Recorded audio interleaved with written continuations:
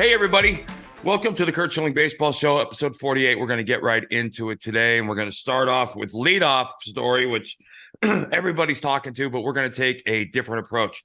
Wander Franco in Tampa Bay, there's something going on.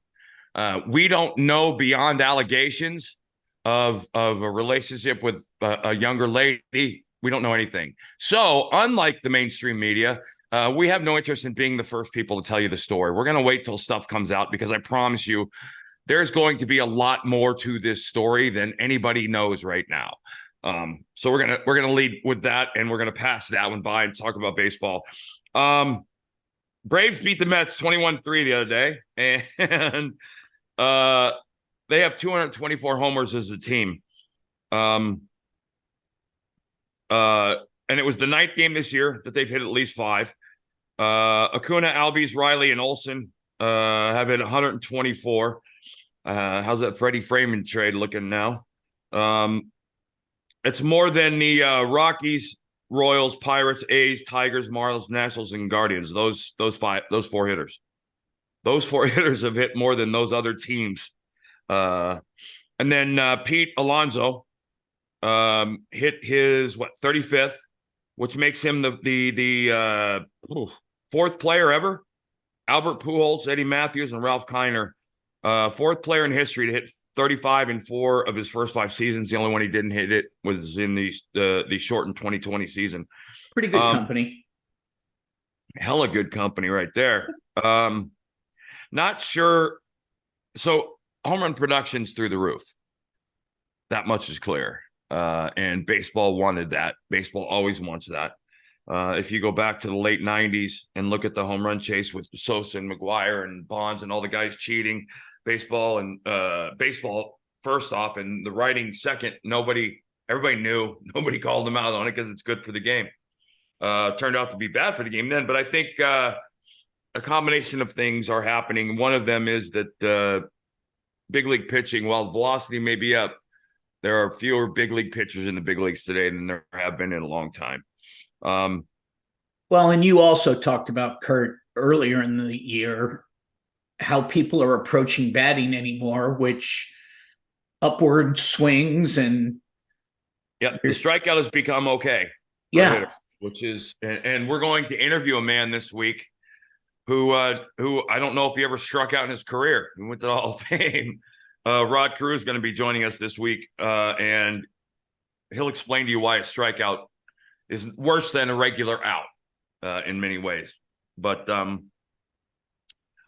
it's the lack of importance around the strikeout and the lack of preparation and workload for pitchers in the minor leagues before they get to the big leagues. These guys are learning in the big leagues on the fly because they throw really hard. They get called up, and watching them.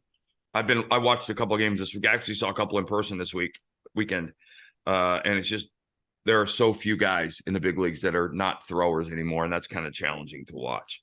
But speaking of strikeouts, the Dodgers, who are running away with the West, Jose Arias the other night punched out the side in the 5th and 6th and punched out 2 or 3 in the 7th to complete a 7-inning 3-run 4-hit 12 punch-out effort. He's 10-6 with a 4.35. More importantly, he's 3-0 with a 2.24 of his last 4. So he's righting the ship a little bit. And it's kind of amazing how I always say it, Bill, in the beginning of the season, they are who they are. Be it a bad month, bad 2 months, good players will end up where they're supposed to be or near where they're supposed to be at the end of the season. We're seeing that in LA. Also, Sandy Alcantara is his almost 5 ERA from the first half.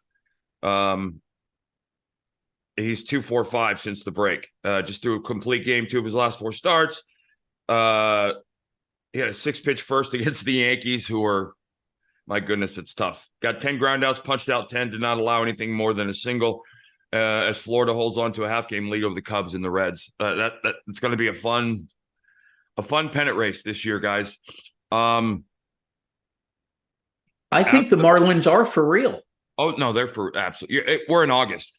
There's no fakes. There's no fakes, right? We're past the guys that we kind of thought might regress to the mean have. And the Pirates, they're the Pirates and they're better, but probably not ready. Orioles are real. Reds are real. Cubs are, the Giants snuck up on me a little bit for a while as well. Yeah, but this Dodger winning streak has kind of everybody's brought playing them back to reality. Everybody's jockeying for postseason position. Yep. Outside of the 1 seed for the Dodgers. After the Marlins come back on Sunday, teams were 3 and 759 when trailing by 4 runs in the 9th inning or later.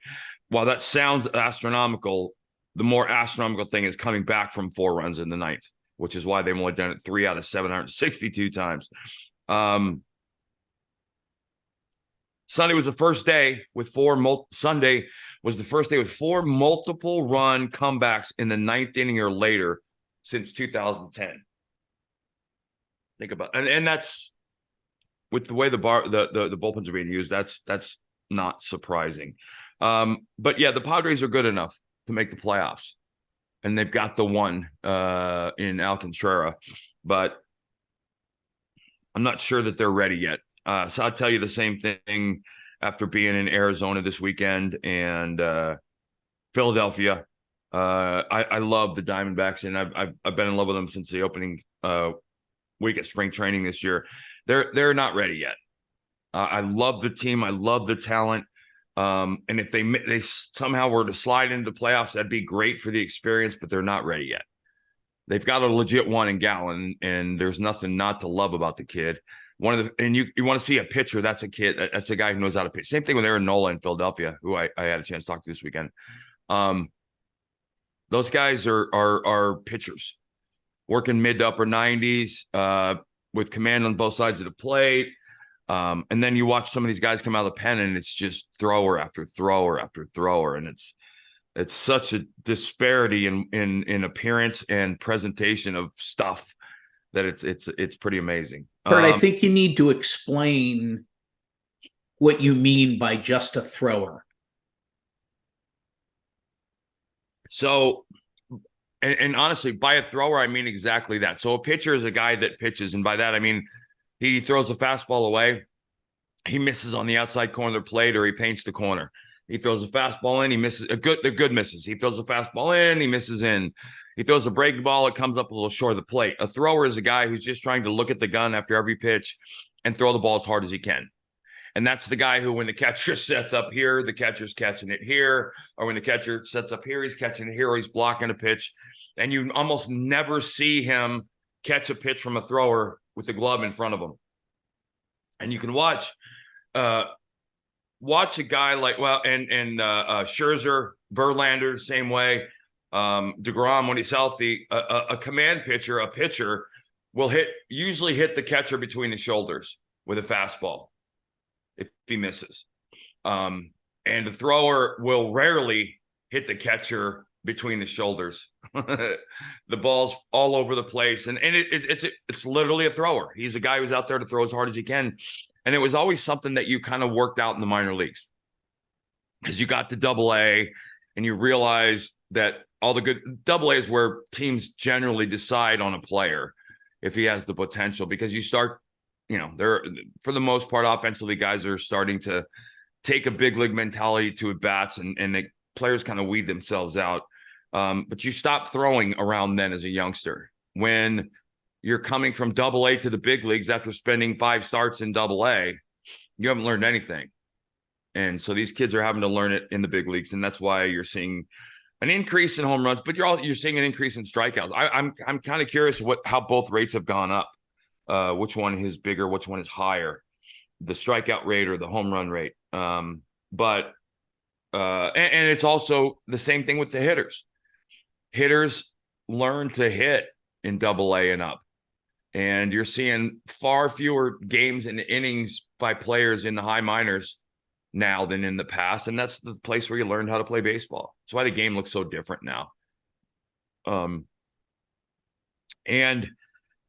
We talked about this last week a couple different times about clubhouses, and I mentioned a team that I thought was supremely talented, but missing that thing in the clubhouse. And it was just confirmed by talking over the weekend to some people.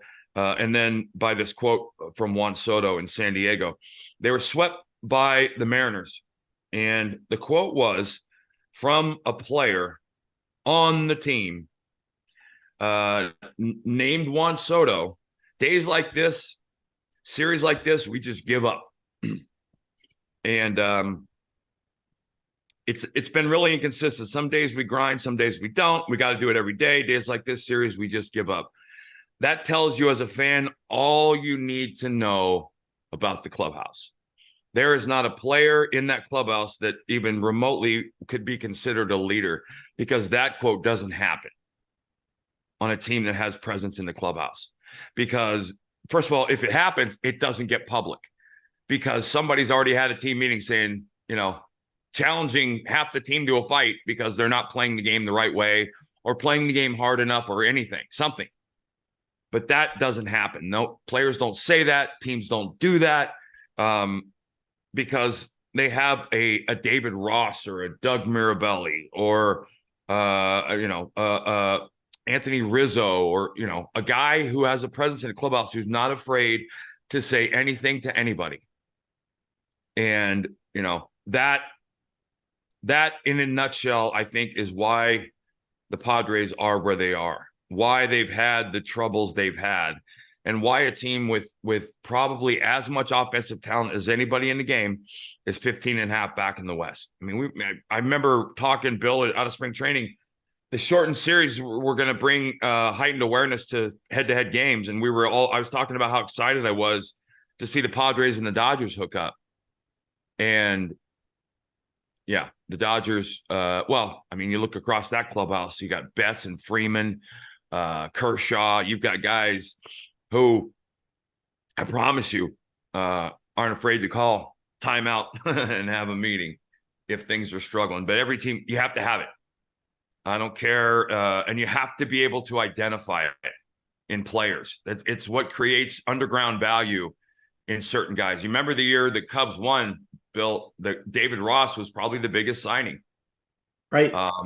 Because they had a clubhouse. And, I'm sure Anthony Rizzo would tell you, Chris Bryant would tell you, the guys on the team would tell you that John Lester and his presence in his postseason, his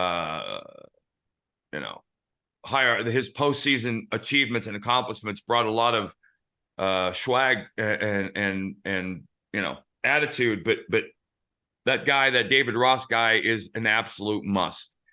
Every team I ever played on that one had one or two or more, and the Padres don't have one. So the harder part is going to be to bring in a guy that has that in a locker room with Soto, Machado, Bogarts, Tatis, and have them respect him. And usually that only happens through like physical confrontation, because these guys are all 100 millionaires, established superstars who, except for Xander, have never won a thing. And they're going to tell you that look at their contracts or look at their stats when they're 15.5 games out, and both are meaningless when you're 15.5 games out.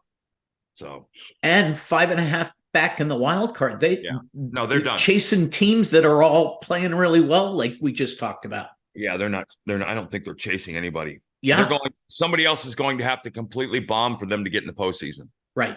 Which should be a tragedy because they don't deserve it. And I hate to say that because I've told you what I think of Bob Melvin. And I've talked about Matt Williams. Matt Williams as a player is the guy they need in the clubhouse. Because he would not that quote right there would get you you would if you said something like that publicly, Matt Williams would be talking to you in the back room one-on-one. And in 2001, when Bo Mel was the bench coach for us in Diamondbacks, if he sensed something, he would say something to somebody to make something happen. He never had to because it was a veteran team, but I know it's killing him too, because I know he knows it, and there's nothing you can do about it as a manager, because these players don't listen to managers the way they used to, and that's not a good thing. So we'll end on an interesting conversation. The Brewers are threatening, or potentially could threaten, relocation as they negotiate a Milwaukee stadium deal. According to reports, Milwaukee could explore it. Government funding for improvements to American Family Field has been met with political infighting in Wisconsin as, surprise, Democratic Governor Tony Evers and Republican-controlled state legislature, not a surprise at all, have proposed different packages for toward keeping the Brewers in Milwaukee. Additionally, the Milwaukee County Board of Supervisors unanimously voted to support a spring resolution that no county funding be used for stadium upgrades. I don't blame them. I think fans, and then Rob Manfred does what, baseball does best. He says things that he probably shouldn't have. He issues a veiled threat to Milwaukee in a visit around the same time, saying Oakland made some unfortunate decisions not to maintain it in the way that it needed to be maintained.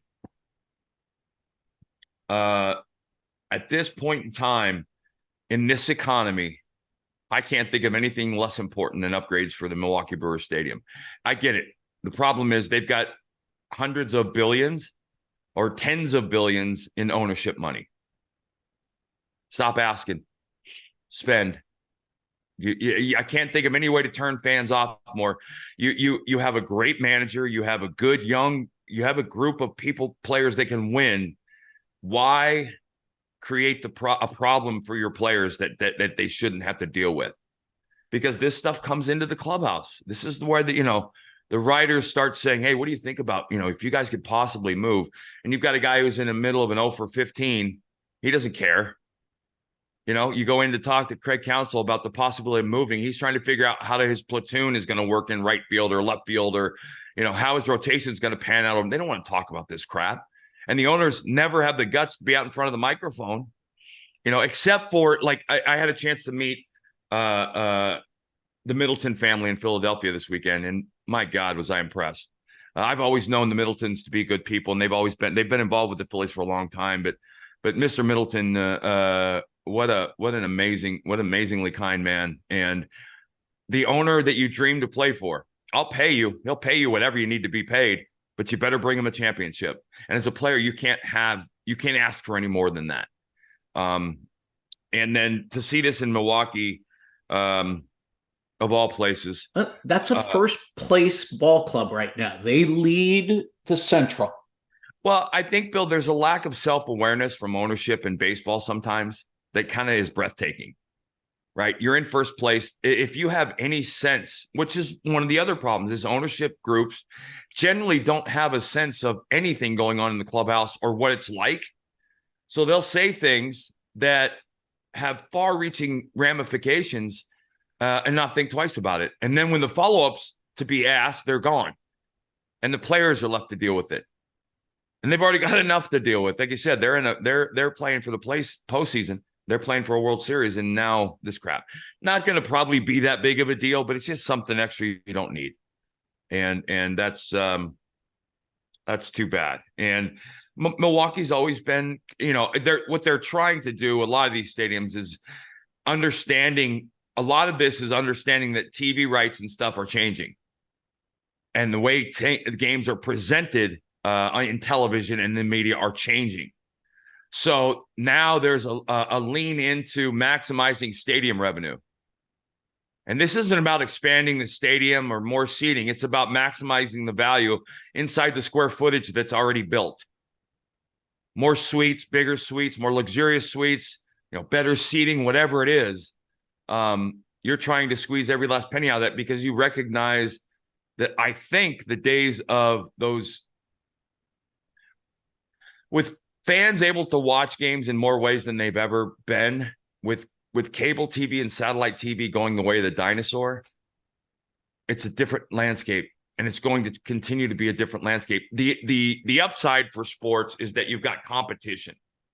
Right, you've got Yahoo, you've got Amazon Prime, you've got HBO. All of the app stations are jumping in to grab rights. But I can't remember the name of the company, the Diamond Vision company, Bill, that went bankrupt this year. Diamond Sports. Diamond Sports. That you're going to see that too.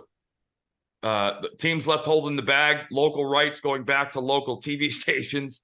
because there's more people. The Sam Bankman-Fried and the Bernie Madoff are real things these days, more so than ever. And that stuff is bled into sports. And you saw it with Diamond Sports, and you're seeing it with a couple of the betting apps and all the other things. There's a rush to money without. They'd never do the things they do with television with an ownership change. They vet these guys to the point where it's like the Department of Defense vetting somebody in intelligence. You know, they're going to ask who your friends were. And they're doing it to ensure that the financial wherewithal to run a team is there. They're not doing the same thing with television. They're just taking the checks. Yeah. And they're not checking whether they bounced or not. So anyway, listen, we've got a great week. I'm going to be talking to Hall of Famer Rod Carew, one of the greatest hitters to ever live. He was kind of in my mind, the original Tony Gwynn. Hall of Famer. Rod Carew will be on the show.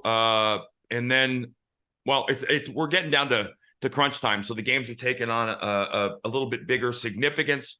I think you're going to really see the impact of the balanced schedule this year change in a big way. September is going to be really interesting. Yeah, because the division matchup games in September are going to be, there won't be many, we play you 3 and then we come to your place for 3 more kind of things going on. And that's going to make these series and division series quite crazy. I cannot wait to see how the AL East pans out. I really can't. I think it's going to be extraordinary. And like I said, I'm not sure where we are. I think, obviously I think the Red Sox, I think the Yankees are kind of out, but you're looking at possibly at least 3 teams in that division being in the postseason. Yeah. And right now that's the O's, the Rays, and the Jays. I mean, think about that. Right. You have multiple spots in the postseason, and neither team you're talking about is the Red Sox or Yankees. Right. Which just goes to show you don't have to spend $300 million to build a winner. Say it till you're blue in the face. They're never going to change, but you don't. So, hey, you guys, anywhere you get your podcast, outkick.com for sure. On the front page, you can click up in the right corner, click on shows. You can see Tommy Lahren, Dan Kakich, Clay Travis' show. The guys that I visit every week and on Tuesdays as well. And anywhere you get your podcast, Spotify, Apple, anywhere, you can see the Curt Schilling Baseball Show. Bill and John, have a great week. I'll see you guys on Friday.